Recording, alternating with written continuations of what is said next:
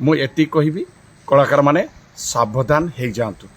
चुक्ति समय तेणु चुक्ति करने पूर्व 100 थर चिंता करूँ आउ जोठी चुक्ति करुँच मानसिक स्तर में सहीटी रही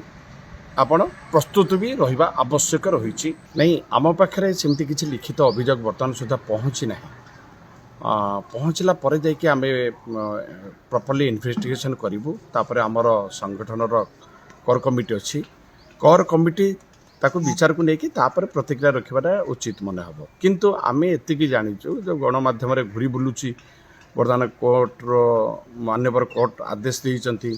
ये आपणकर जहाँ जहाँ एविडेंस अच्छी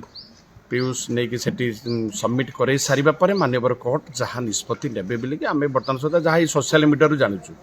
किंतु एपर्यंत ना आम पीयूष सहित कथा होचु ना प्रयोजक सहित कथा होचु सहित कथबार्ता ही ना हो बर्तमान सुधा कहीं आम पाखे अभियोग आसवा पर आम जहाँ इन्वेस्टिगेशन कर किंतु बर्तमान गोटे समस्या देखागला ये धारा बर्तमान यात्रा जगत रे आरंभ हो गला ये जो प्रक्रिया चलला तेणु आपण के चैनल माध्यम मु सब वर्गर कलाकार मान को अनुरोध करी से मैंने जो चुक्ति करुँच ऑफिशियली चुक्ति करंतु एवं उभय पक्ष प्रथम पक्ष द्वितीय पक्षर जो शर्त रही से उल्लेख रहिबा दरकार एवं दुई जन विटनेस मध्य सेठी रहिबा दरकार आ जदि बल प्रयोग करी आपण मानक पाखरु जदि कोनोसी एग्रीमेंट करूचंती ताले निज जीवन को रक्षा करी आपण सेठी एग्रीमेंट करिके आसी परिबे बट सेही दिन स्थानीय पुलिस स्टेशन रे आपण जोटा कि आपणकर लोकल पुलिस स्टेशन आपण जो जगह बास करछंती से लोकल पुलिस स्टेशन जाई गोटे 0 एफआईआर करंतु नचेत ऑनलाइन रजिस्ट्रेशन मध्य करि परिबे जोठी आपण एग्रीमेंट करूचंती आ जोठी ऑनलाइन रजिस्ट्रेशन आपण करिले सेठू 72 घंटा भीतर जाई जो स्थानीय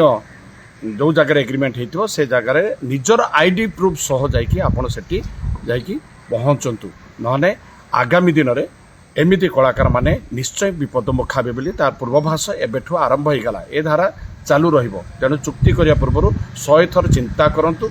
आउ जोठी चुक्ति करुँच मानसिक स्तर में सहीटी रही आपण प्रस्तुत भी रहिबा आवश्यक रही ए परिप्रेक्षी में मु एति कहबी कलाकार माने सावधान हो जातु चुक्ति समय आउ ये सब जिनिस मो पाखे किसी नॉलेज नहीं जदि एम माने आगुरी एग्रीमेंट करिसंती पाखे कौन एग्रीमेंट अच्छी तापर पीयूष आउ प्रयोजक संगठन उभय बसिकी कौन निष्पत्ति नहीं से विषय आम पाखे कौन कौन विचार दिया जाइथिला कौन डिसीजन निया जाइथिला से विषय आम पाखे किसी खबर नहीं तेणु जहाँ ईश्वर को इच्छा किंतु मु एया अपील करी उभय युवकर जदि बुझामणा ठीक ताले एमिति प्रॉब्लम आगु को आसीबो नहीं आ ये जो प्रॉब्लमटा बर्तमान क्रिएट होईची आर सॉल्यूशन मध्य बाहरी पड़िबो तेणु उभय युवकर बुझामणा ठीक रहिबा दरकार एतिकी मु अपील करी धन्यवाद जय श्री जगन्नाथ।